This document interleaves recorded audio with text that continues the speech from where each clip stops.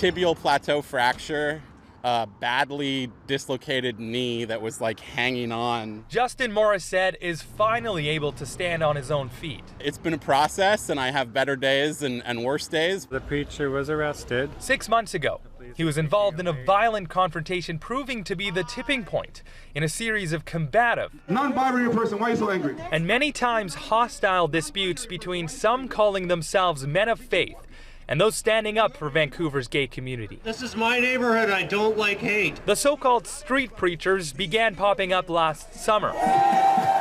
Between oceanside baptisms and pushing and shoving. You touch me again. Their hateful language towards the LGBT community was what many heard broadcasting through their portable amplifiers, like the one Morissette heard outside his apartment in late August. You want to tell yourself that if I saw that, I would do something. There was palpable hurt on the face of people in that crowd. For his part in trying to intervene, Morissette was allegedly assaulted by a street preacher named Dorre I was struggling with homosexuality, transgenderism, who's still facing charges, and now a lawsuit in which Morissette's lawyer says the police and the city also failed. If the police had enforced their bylaws, ensured that this man didn't continue to harangue and disturb the community in this way, we say this would never have occurred. Well, the city and VPD have yet to comment on those allegations against them, and this comes as city councilors spent the better part of 5 hours on Wednesday debating whether to ban those loud amplifiers that were used by the street preachers in the West End last summer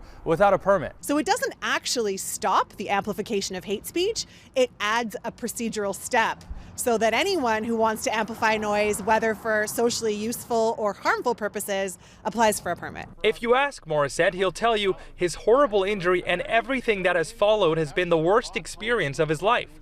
But it may have been necessary. It did take, something awful to happen here for it to actually be dealt with by authorities, and that's really unfortunate. None of the allegations in his lawsuit have been responded to or proven in court. Emad Agahi, Global News.